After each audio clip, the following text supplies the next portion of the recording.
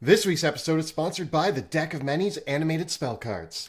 These handy reference cards feature fully animated artwork on the front, and the backside is the perfect rules reference for the myriad spells in 5th edition. Whether you're playing at the table or online, these durable cards keep your spellbook at your fingertips. Not only are they amazingly useful, the gorgeous animations help spark your imagination and visualize the cinematic clash of spells and sorcery. The Deck of Many won the Golden Any Award for Best Game Aid or Accessory in 2020. You can pick up these award-winning cards at deckofmany.com/dudes, or check the links in the description below to pick up one for your next character. And now, on to this week's episode. Greetings, my name is Monty Martin. And I'm Kelly McLaughlin, and we are the Dungeon Dudes. Welcome to our channel where we cover everything Dungeons & Dragons, including advice for players and guides for Dungeon Masters. We upload new videos on Tuesdays and Thursdays, so please subscribe to our channel so that you never miss an episode. Today, we are taking a look at the best high-level bard spells in Dungeons & Dragons 5th edition.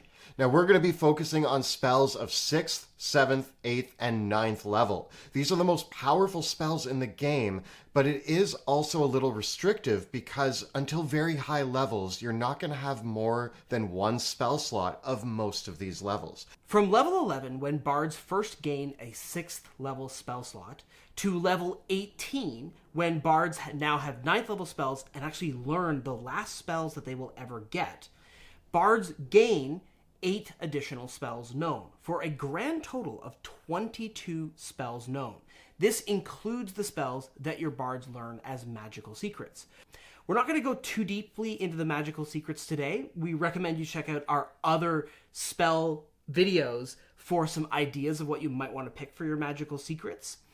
We're going to really focus in on the spells from the bard spell list. Kelly and I have each picked one of our favorites from each level, and we've also agreed on a spell that we both really like, and hopefully that gives you a starting point for picking these really difficult to choose spells for your bard. There's a lot to look at today, so let's get rolling. So let's kick things off with our 6th level spell options for the bard. My first choice is Eye Bite, which is a 6th level necromancy spell found on page 238 of the player's handbook. The reason why I picked Eye Bite is because I actually really like the versatility of this spell. When you cast Eye Bite, your eyes become an inky void filled with dread power, and you get to choose a target on each of your turns as long as you're concentrating on the spell within 60 feet of you. And if they fail a wisdom saving throw, you get to choose one of 3 options. Either you can put the target to sleep, or you can frighten them, or you can give them disadvantage on ability checks and attack rolls. While you're concentrating on the spell, you can dish out different effects to multiple targets. And if your concentration on the spell ends, the effects that you've placed on these targets are still persistent. So this spell reaches far beyond just a basic concentration spell. Eye Bite is cool and versatile, and I love that you can just put creatures unconscious with it, but I think that the versatility and flexibility of Eye Bite is completely trounced by the power of Mass Suggestion, a 6th level enchantment spell available to bards. Mass Suggestion works very similarly to the spell of 2nd level, except instead of affecting one creature, you get to affect 12. And instead of requiring your concentration for an hour, the effect of Mass Suggestion simply lasts for 24 hours without requiring any sort of concentration from you whatsoever. Mass Suggestion is fantastic because you can use it to sway an entire audience during a social situation, such as demanding everyone on the council vote for your proposal, or that all the king's advisors agree with you. Or you can use it in combat for an incredible control effects as long as you have a little bit of creativity. One of my favorite simple combat tricks with Mass Suggestion is simply to demand that all creatures place their hands over their eyes and mouth and keep them there for the next 24 hours, effectively disarming them, preventing them from seeing you, and preventing them from speaking or casting any spells because their hands and eyes and arms are all kept in place for the duration. Or if you want to go a little bit more cruel and unusual, you could simply demand that your enemies start counting the grains of dirt that they find on the ground for the next 24 hours, and don't stop till they get to 1,000,000. The only thing to bear in mind with these control effects with Mass Suggestion is that if you or any of your allies do damage one of the creatures, the spell ends for that creature. If you're going to start beating up one of the creatures that is counting grains of sand, you better make sure that you can finish beating them up before they get to act on their turn, because now the spell effect is going to end for that creature. But the other 11 creatures that were affected by the spell are still going to be there counting grains of sand while you kill their friend. So lastly, for the Bard's 6th level spells, we're looking at Otto's Irresistible Dance, which is a 6th level enchantment spell. You target a creature and they have to start dancing in place. And they have to spend all of their movement on their turn to dance in place, and they get disadvantage on dexterity saving throws and attack rolls, and any attack rolls against them have advantage. It's a really powerful spell for one key reason. There's no saving throw involved. You just target the creature and they start dancing. This is very, very potent against legendary creatures that are highly mobile, provided they're not immune to charm effects. Like Mass Suggestion, Otto's Irresistible Dance does not work against creatures that are immune to charm. What this means is that if you target a legendary creature like a dragon, they start dancing. Once it gets around to the dragon's turn, they have a choice. Do they want to attack with disadvantage, or do they want to waste their entire action to attempt to get out of the spell? Now, of course, if it's a legendary dragon, they can use their action, make the saving throw, and, if necessary, use their legendary resistance. But they still lost their action entirely, which is pretty useful and a great way of getting some control against a legendary creature, especially because until it gets around to that creature's turn, your allies got advantage on attack rolls against them. One thing to keep in mind with Otto's Irresistible Dance is that the target has disadvantage on attack rolls, but it doesn't specify anything about spells or other abilities. So if you're using this against high-level spell-casting targets, they can dance in place and dish out spells all day without really any hindrance. So you do want to be choosy on who you are targeting with Otto's Irresistible Dance. It's a great spell and really thematic for a bard to cause somebody to dance in place. But some enemies might not get impacted as much as others, depending on the variety of ways that they can interact or attack or dish out damage. I have this mental image of a powerful sorcerer or a dragon doing a jig in place and saying, I might be dancing, but I'm going to roast you anyways, as they throw a fireball or use their breath weapon. Kind of a strange mental image, but we'll roll with it. When we move on to the Bard's 7th level spells, I chose Resurrection as my choice. It is a 7th level necromancy spell. The reason for this is that there are limited amounts of spells in the game that can bring somebody back from the dead, and this one is a very powerful one because not only will it be helpful to bring teammates back from the dead, but if you need answers and you find a body that's been there for less than a century, you can bring them back. And it repairs all wounds to them, replenishes any lost limbs, it cures any diseases or anything it had that caused it to die. And so you can really just bring a lot of things back to life using Resurrection. It's actually quite a versatile spell, given the ability to raise things back from the dead, and can be used in a lot of creative ways and essential ways during a game of Dungeons and Dragons. Yeah, I totally agree. Resurrection is a great spell and probably an essential one for someone in the party to have. There's so many ways that a high-level enemy will disintegrate you, dismember you, or dissolve you in acid, and being able to bring someone back from just a few bits of whatever's left of them is pretty great. At the same time, I think there's another really essential piece of utility that a high-level party in D&D 5e needs to have, and a bard is definitely a great choice to bring this, and this is teleportation. The teleport spell is so flexible and so powerful because you aren't bound by the existence of a teleportation circle in where you can go to. And it is a teleportation spell that can be cast as a single action. Teleport allows you to transport yourself and up to 8 willing creatures that are within 10 feet of you to basically any destination you can name with a snap of your fingers. It's a great way to escape a losing battle, but it's also a great way to break into places that you aren't supposed to be. Now, of course, there is some chance of error with teleportation, so you may want to weigh that chance very carefully against the risks involved, against the necessity involved. But being able to have this escape hat trick for the entire party in your back pocket, I think, is one of the most valuable resources of teleport.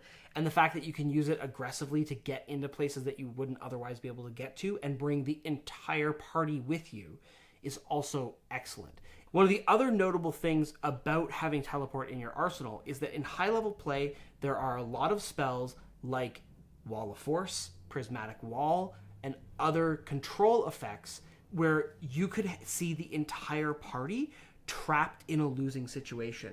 And Dimension Door, where you can bring one other person, is not going to be enough to save everybody in the party. Teleport will do the job in those cases. And lastly, the spell that we agreed upon for 7th level, which I think we both agree is actually the best 7th level spell choice for a bard, is Force Cage. Force Cage is just all around one of the greatest spells in the game, in my opinion. Yes. Force Cage is everything that we love about Wall of Force in a concentration-free package.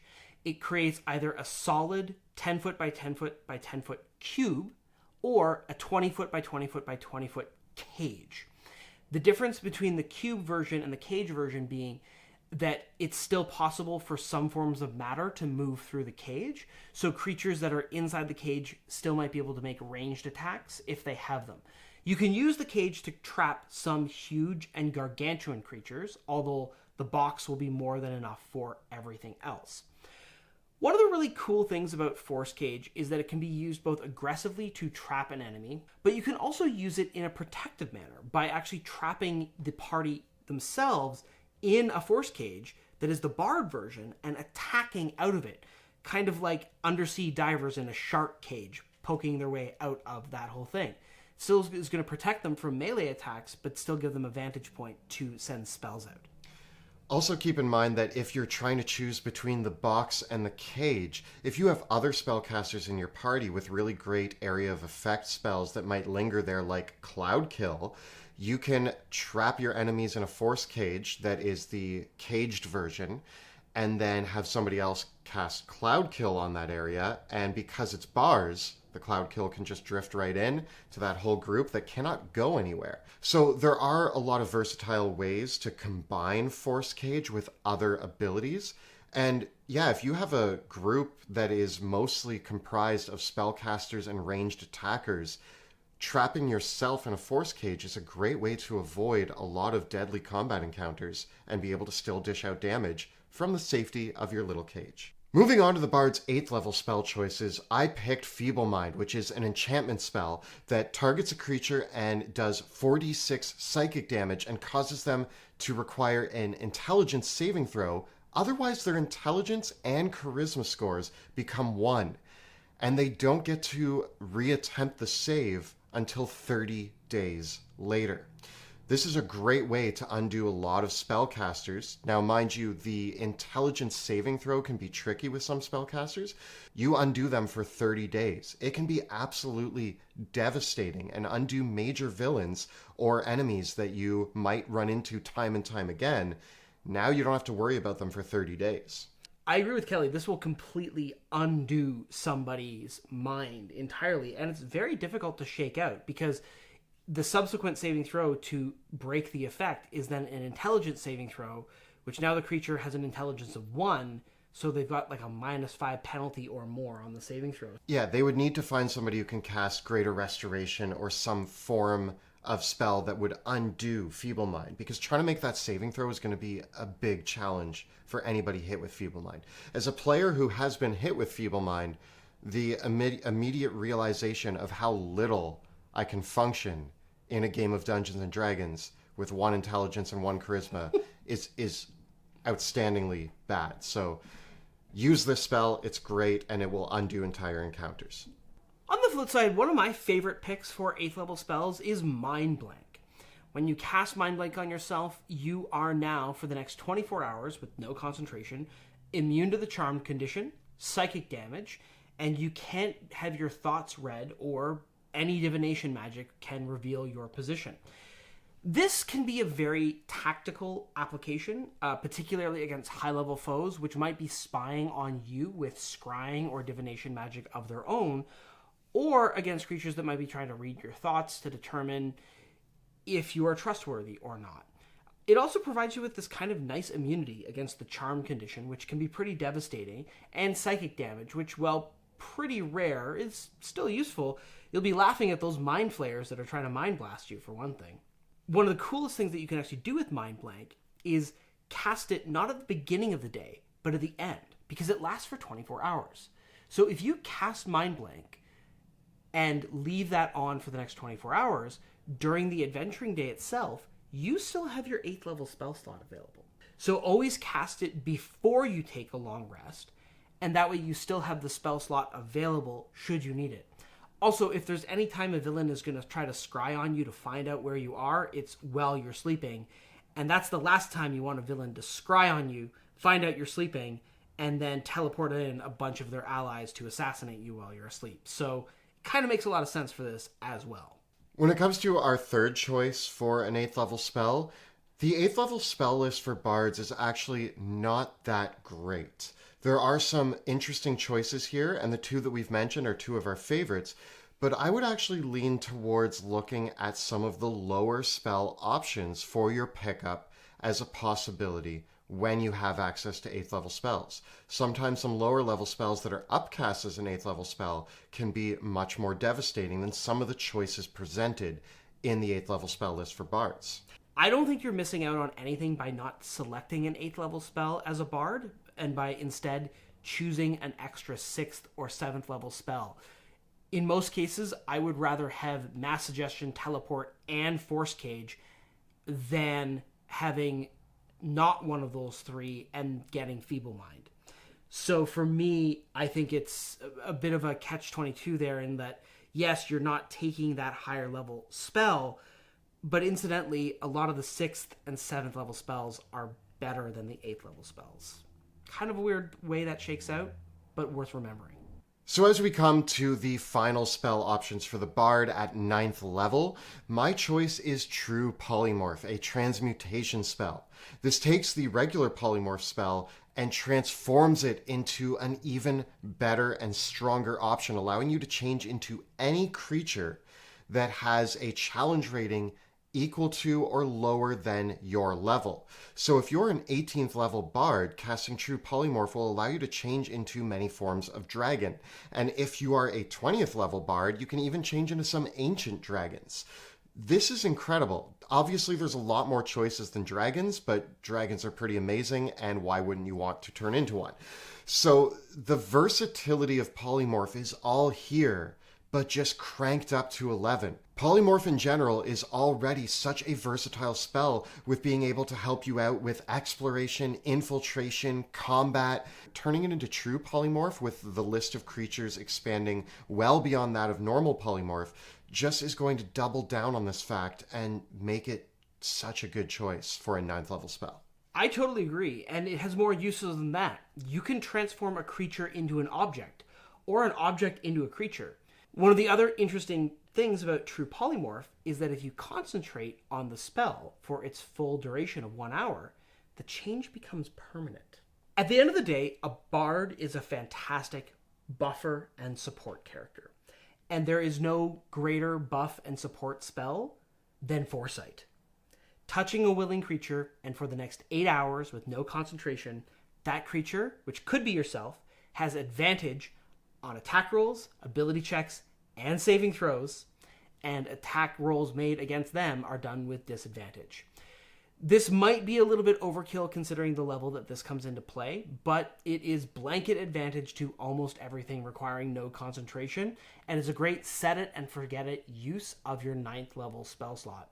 If you just want to make everything that one of your party members does even better, Foresight is a great way to buff them up.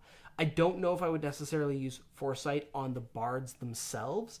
I think that some of the other party members, particularly the fighters and whatnot, can make better use of this than maybe you can. But it is a really awesome pick. Foresight is excellent, and so is True Polymorph. But there was one other spell introduced in Xanathar's Guide to Everything that made our list of a top choice, and that is Psychic Scream. Psychic Scream is a 9th level enchantment spell that lets you target up to 10 creatures within 90 feet, forcing them to make an intelligence saving throw. Those that fail their saving throw take 14d6 psychic damage and are stunned. At the end of each of their turns, a stunned creature can repeat the saving throw, and the stunning effect ends. One of my favorite parts about Psychic Scream is that if the initial psychic damage does kill its target, their head explodes. Talk about a killer headache. Talk about a face-melting guitar solo. Yeah, totally. So I really like the spell. I've seen it used to great effect in countless encounters. It is almost like the Bardic Meteor Swarm. And it's worth remembering that you have these in your innate arsenal when you are thinking about your magical secrets for your bard. Because, yeah, naturally you're going to pick up Wish. But think about the things that these spells don't offer you already when you are choosing your other magical secrets. So when you're looking at these high-level bard spells, keep in mind that the true strength of the bard is in their versatility and their adaptability. So picking a variety of different spells that can be used in many different ways is actually going to play into the true strength of the bard. So when you're making these tough choices, what spell speaks the most to you, complements your playstyle, and complements the other lower-end spells that you've already chosen? What's going to make the biggest impact on the battlefield for you and let you bust out the best riffs that you can on your musical instrument and destroy combat encounters? Outside of combat, the Bard's high-level spells give you tons of versatility for solving the epic problems that you're going to encounter in high-level play. They encourage outside-the-box thinking and creativity, which is why spells like True Polymorph, Mass Suggestion, Teleport, and Feeble Mind have so many tools that you can use to solve problems that aren't necessarily ones on the battlefield, but rather puzzles that require ingenuity and role-playing to solve. So this has been a look at our favorite high-level bard spells in Dungeons & Dragons 5th edition. Tell us about your favorite bard spells in the comments below. The videos that we create on our channel are made possible thanks to the incredible generosity of our Patreon supporters. Here's another thank you to all of you out there on Patreon. If you are enjoying the work that we create on our channel, please consider checking us out on Patreon by following the links in the description below. Don't forget to check out our live play in the Worlds of Drakkenheim, which airs Tuesday nights at 6 p.m. Eastern at twitch.tv/dungeon_dudes. You can find all the previous episodes from our most recent campaign right up over here. And we've got plenty more guides to the spells and classes of Dungeons & Dragons 5th edition right up over here. Please subscribe to our channel so that you never miss an episode. Thank you so much for watching, and we'll see you next time in the dungeon.